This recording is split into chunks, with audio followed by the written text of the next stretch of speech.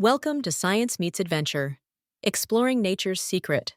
Today, we journey to a world where the sea meets the sky, and where time feels older than memory. A chain of volcanic islands adrift in the North Atlantic, where cliffs rise like fortresses and seabirds rule the wind.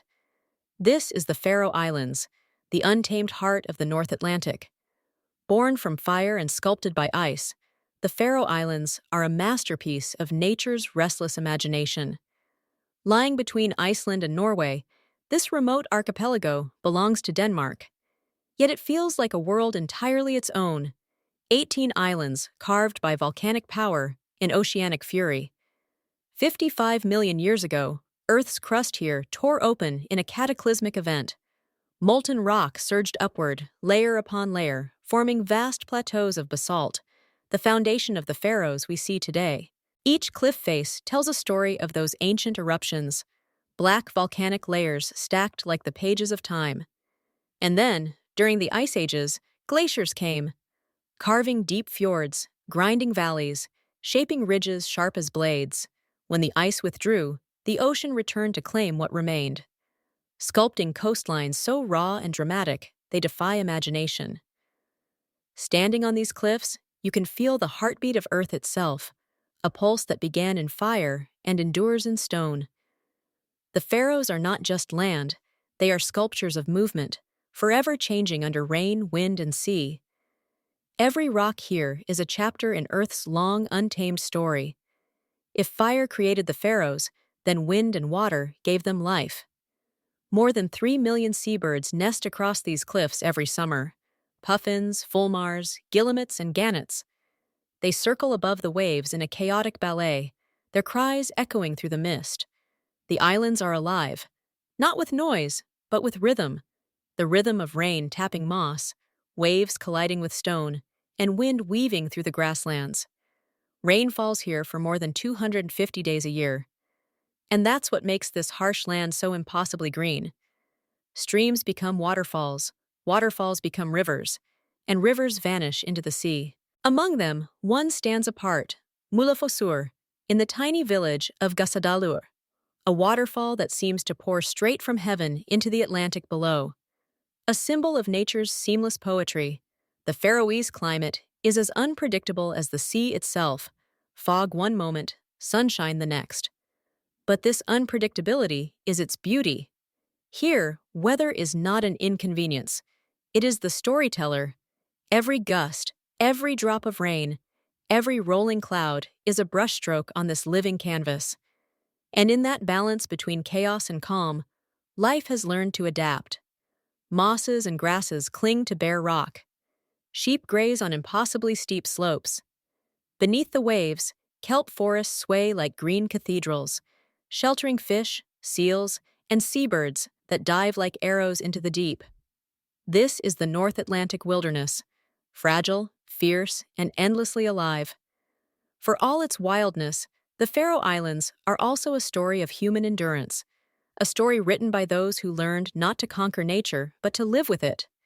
Humans first settled here over 1,000 years ago, Vikings sailing from Norway, seeking refuge and new beginnings. They brought sheep, built turf-roofed houses, and learned to read the moods of the ocean. Even today, that spirit remains woven into Faroese life.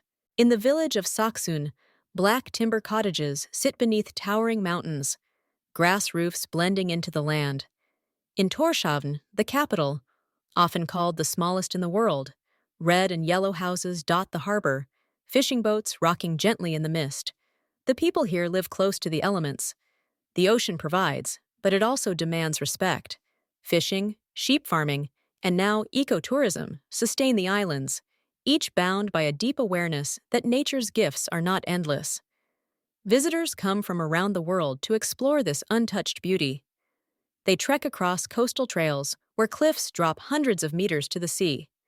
They hike to Sørvágsvatn, the lake above the ocean, a breathtaking illusion where water seems to float in the sky.